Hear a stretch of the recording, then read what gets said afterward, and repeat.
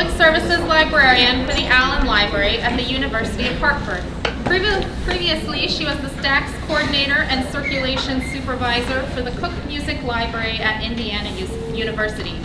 Lisa currently serves as NEMLA's website editor, soon to be now the Vice Chair and Chair-elect, and has recently been appointed to the MLA Instruction Subcommittee. She holds an MLS and an MA in Musicology from Indiana University and a BA in Music History from the College of Worcester in Ohio. Please welcome Lisa.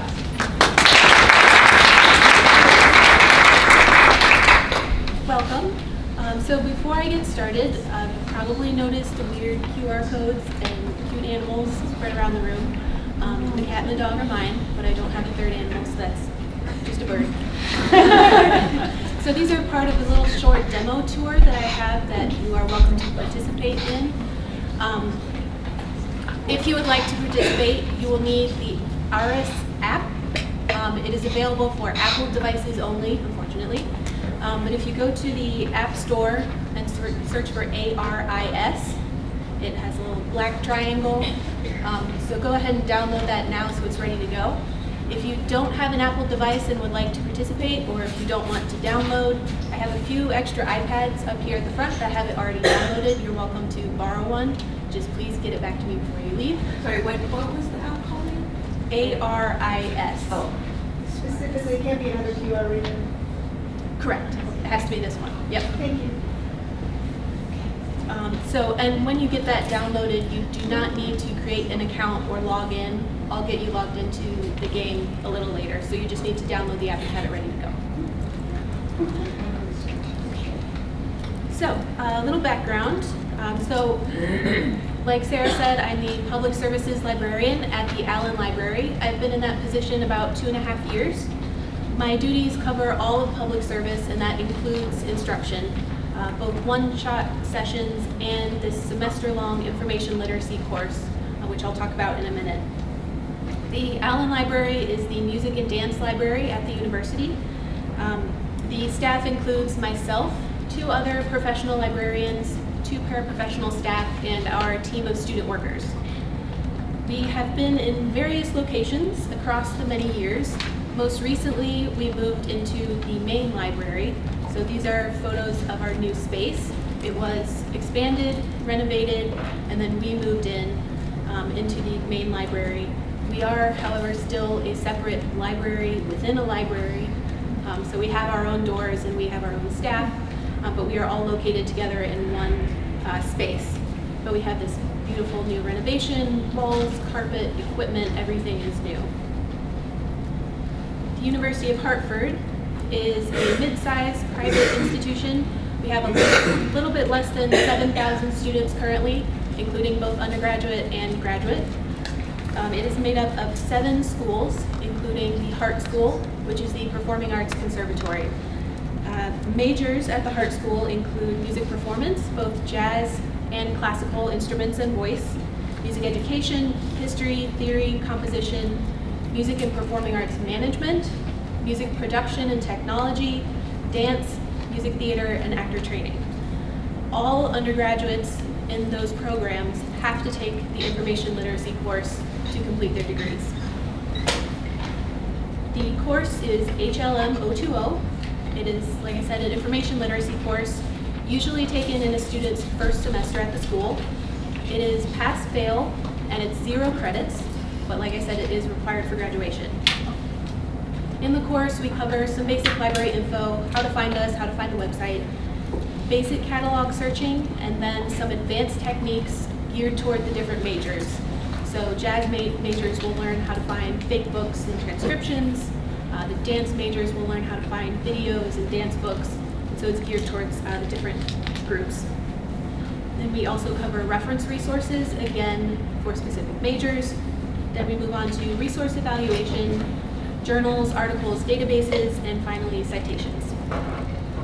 The course has evolved quite a bit over the years. They've been teaching it, I think, about 10 years or so. Both in content and in structure, it has changed.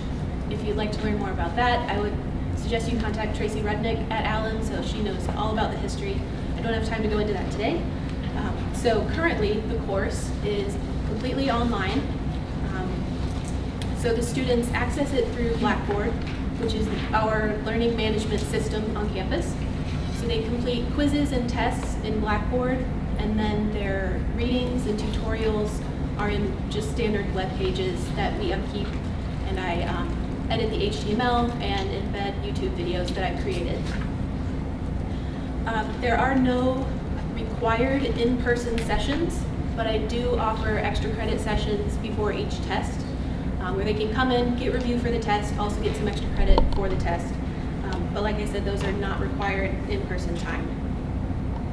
The first time I taught the course was in the fall of 2017. And I did make a few changes to the course. I'm constantly evolving, trying to improve. And one of those improvements was this library tour that I wanted to implement. So we had just moved into this brand new space of summer of 2017. So I wanted to get the students in there, get them excited about how it looked, about all of this new equipment that we had.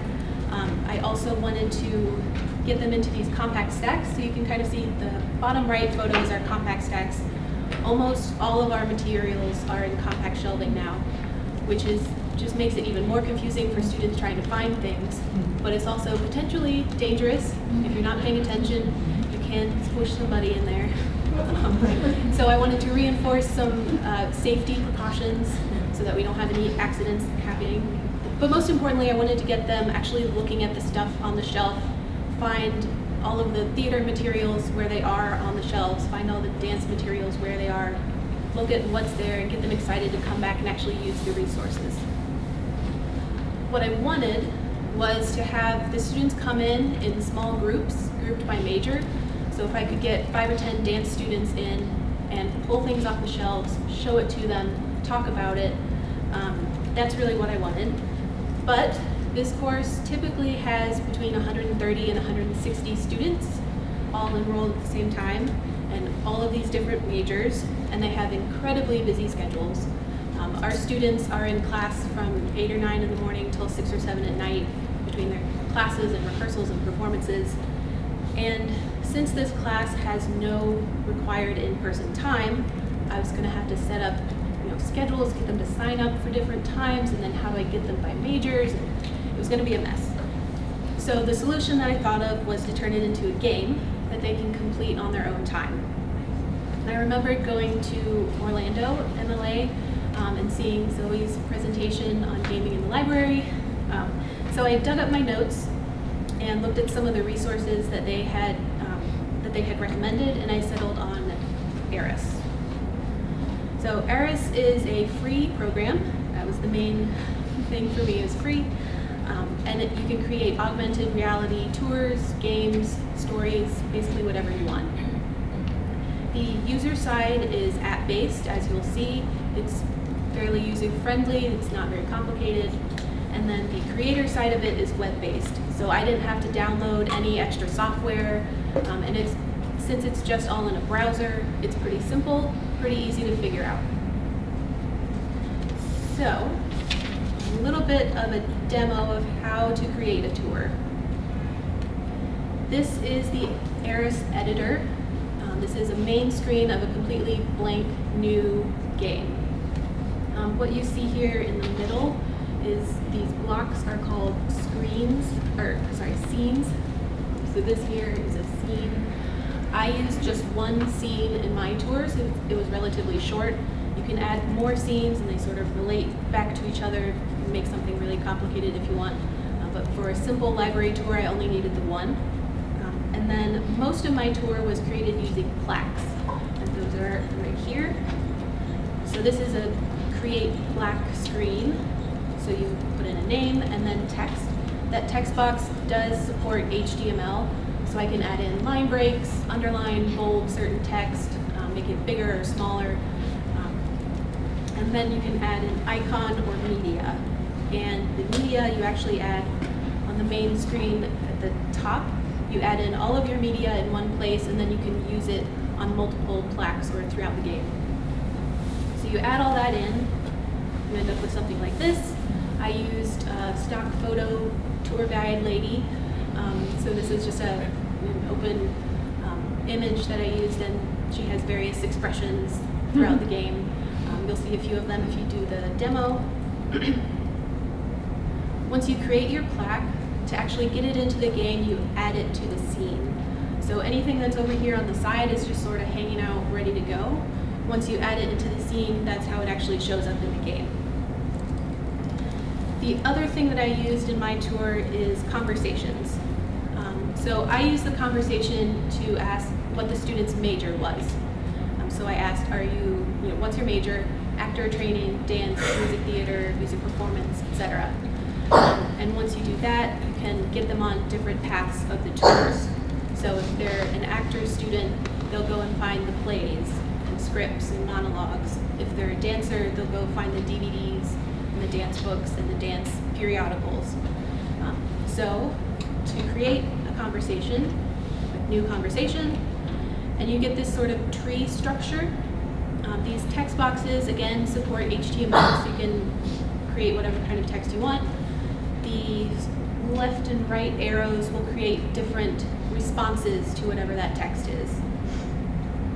So this is the conversation that I have in the demo tour that you'll see. It asks, are you more of a cat person or a dog person? Then you've got two options, depending on which one the user chooses of those two blue options. They then get the next text after that.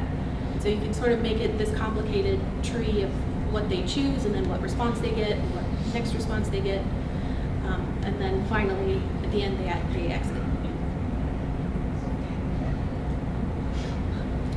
Also in the conversation, this is how I set up the logic to get them down the different paths. So once in this conversation, you asked, are you a cat person or a dog person? If you choose cat person, I've then assigned that you get the attribute of cat person.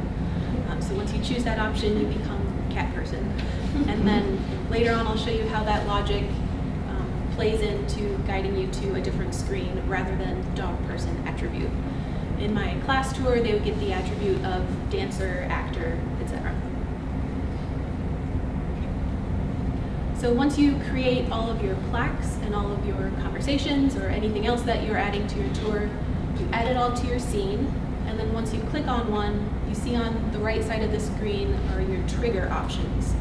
So the trigger is what makes each plaque or conversation show up at different points throughout the tour. So you've got different options for how you can trigger these things.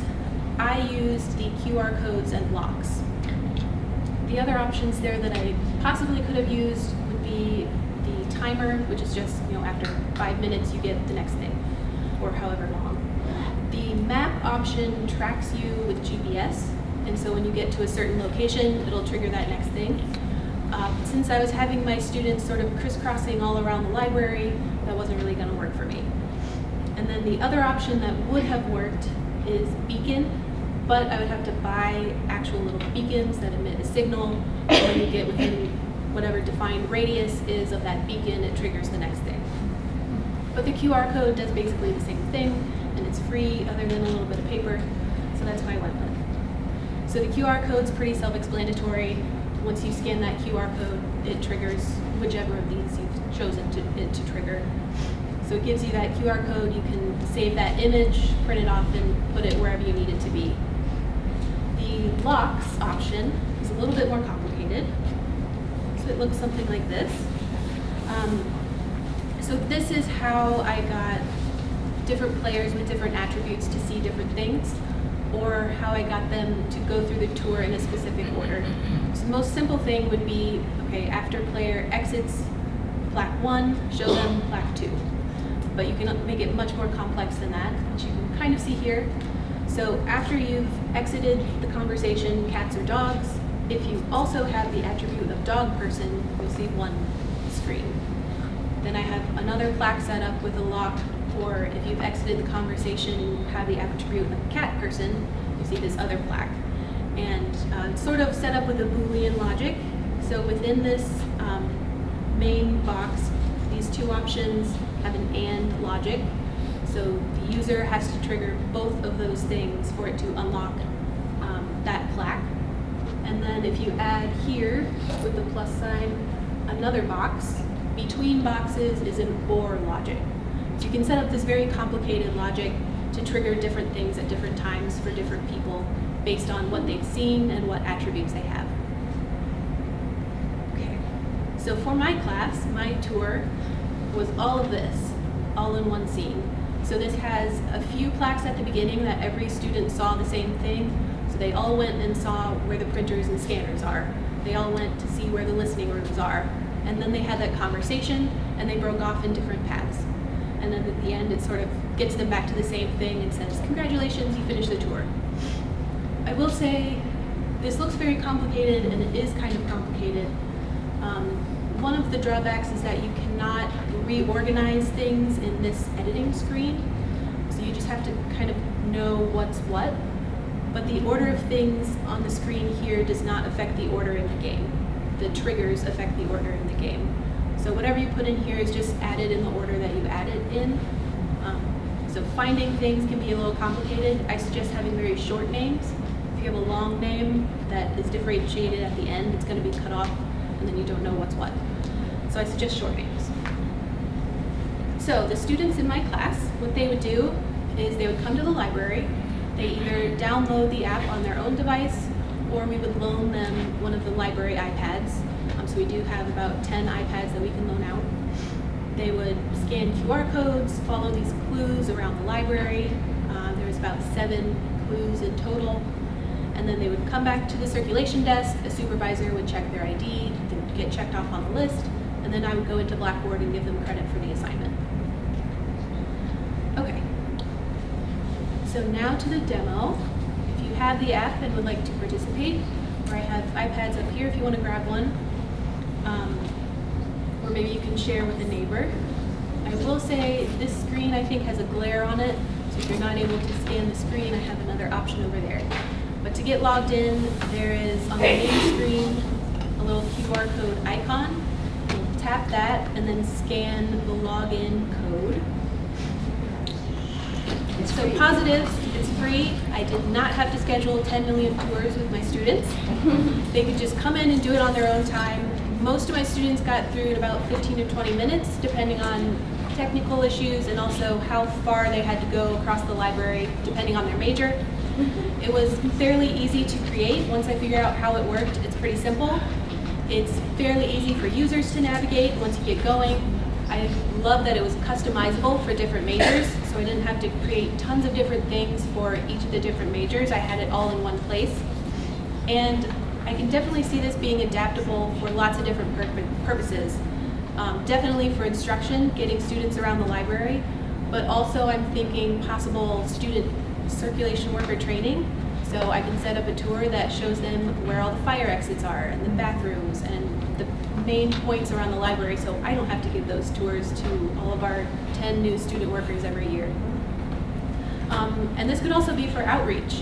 Especially I'm thinking if you have different places on campus and then something like the GPS locks would be helpful where you just get within the certain radius of the art library or the business library and you sort of find all these things around campus and then maybe you get a prize at the end for going through everything. There were, however, some challenges. So one of the things is that it's only for Apple devices. For us that worked out okay because we had iPads that we can loan out to people. But if you don't have that, you have to consider how your users are going to access this. It did, however, take some more time. If students were using the iPads, getting them loaned out to people, especially if they happened to come in early in the semester before all their information had been automatically loaded into the system, we'd have to manually enter in their account and then get the iPad checked out to them. Next issue was technical problems. There were a couple people that had them already here. So if something weird happens with the internet, the game might break. More often is that students would scan the wrong QR code or they would see that map screen. So for those of you that saw at the beginning, you have a map screen that pops up and you have to go into the menu to get to the QR code scanner. And even if I have the instructions that say go to the menu and go to the QR code scanner, people don't always read those. And so then they are presented with this map and what do I do with this? I don't know what I'm doing. So I would have to get people back on track at the beginning. And then if they randomly scanned the wrong QR code because they weren't paying attention, I would have to get them back on track again, which is fairly easy to do. You just have to go back to the last QR code you scanned correctly, but I'd have to figure out which one of those they did correctly. So, okay, you went to the scanners, and then you went to the listing rooms, and then where did you go? Okay, no, you actually need to go here and get them back on track. So it was just a little bit of extra time and sort of frustration for them to have to redo things, and the last thing I want for students is to feel frustrated finding things in the library. The other problem is that I know students didn't always read what was in there, so I would get them off track, but it also meant they missed any extra information that I was trying to provide. So when they went and found the printers, I would say, look, there's also a scanner, and that's free to use. If you want the printer, you need to use Hot Cash. They would go in to see the play scripts for theater folks. And I would say, all right, here are some scripts, but there are tons more around you. Look around, find them. And I think a lot of students had the tendency to just scan QR code, next one, scan, and they didn't really take in all of the information I was getting, and I don't think they took in, oh, this is actually helpful stuff for me. I should remember where this is so I can come back to it later. And it didn't get the information, it didn't get the materials into their hands. It didn't get them opening up the books and seeing how they were useful. So currently for this coming fall, I'm not planning on using these tours. Part of that is helped because we have been integrated into the orientation process. So now all incoming freshmen come to the music library and get a quick tour as part of orientation. So those main spots they already see. And I'm thinking I can create a different kind of quiz in Blackboard where they have to come to the library still, but they have to actually pick up the material and answer questions about it. But if I do decide to use it, or if one of you would like to use these, I have some suggestions. One is to use a complex blocks logic, so that helps people stay on path. So if any of you happen to get the clue that said scan the picture of the dog and you scan the one of the cat, you then should have got a screen that said, oh wait, that's the wrong thing, try again. I didn't have too many of those set up in my class tour, and I think if I did, I would get people back on track a little faster. I would also suggest having very distinct clues in distinct places. So for example, I had some where I had them go to the current periodical section, and the dancers had to scan the QR code by the dance periodicals, and the management folks had to scan the one by the management periodicals, which is only about 2 shelves away. So if they weren't paying attention, they might scan the wrong thing. And then lastly, I think I could get it set up to where students have to use the materials in the tour, maybe with another conversation where they have to answer questions about the materials before they can move on. And then finally, my last suggestion is be ready for it to break. Some of you broke it, good job. It's always going to break. Technological issues, internet issues, students not reading something correctly, no matter how foolproof you think the system is, someone will find a way to do something wrong and break it. So just be prepared for that. And finally, I have a few resources here. The first is the Berkeley LibGuide that I used. It has a whole bunch of other platforms that you can use for something like this, as well as readings and helpful videos and other examples of games that people have used in other institutions. And then the second link there is the ARIS website if you'd like to learn more about this particular platform. Okay. Are there any questions?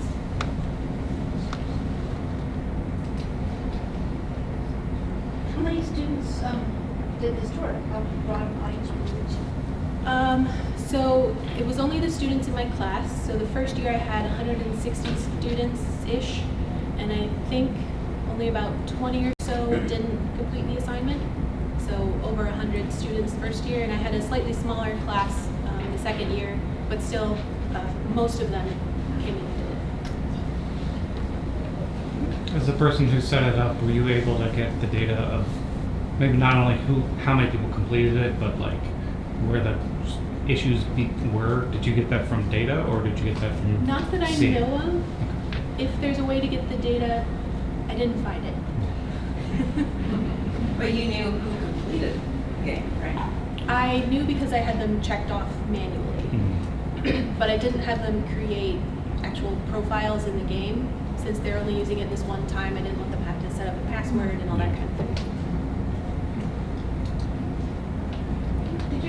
feedback from the students on this process? Like, did they like it? Did they think it was It was a annoying? mixed Did they- bag.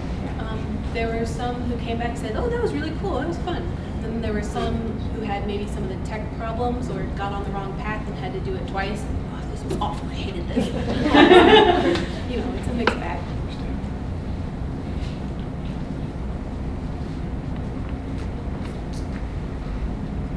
So that was just one part of your class, the Right, budget. so that was their assignment for one lesson. They had 3 weeks that they had come in at some point, but then they had other quizzes and tests throughout the semester as well.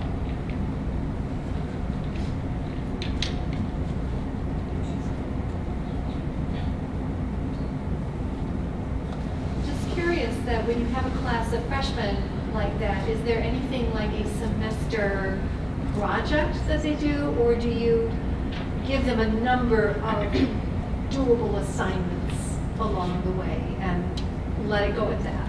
In previous years, before I started, they did have a annotated bibliography assignment that was due at the end of the semester. But since this is a 0 credit course and they are already packed with other courses, we have been encouraged to sort of cut back and step back on what we're actually asking them to do. So currently they do a quiz about every week, just a quick 5-question quiz, and then they have several tests throughout the semester, but no big project. It's something I would love to do, but I think I maybe have to wait till we get half credit even. Sounds good. Has this led to any interaction with some of the music faculty or other people? To what level are you sort of integrating with the curriculum? So we are actually sort of getting more integrated in the coming year. So I have one-shot session set up with some faculty, and that's going well.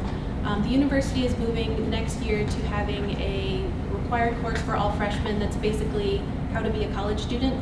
Here are all the things you need to know about being a college student, and those classes are broken up by school. So all of the performing arts majors have one professor in various different sections. And so I've been working with her and planning on ways that I can get in there and talk about some of the concepts in this course while I'm in person in their class and can show them things. So I'm definitely looking forward to that.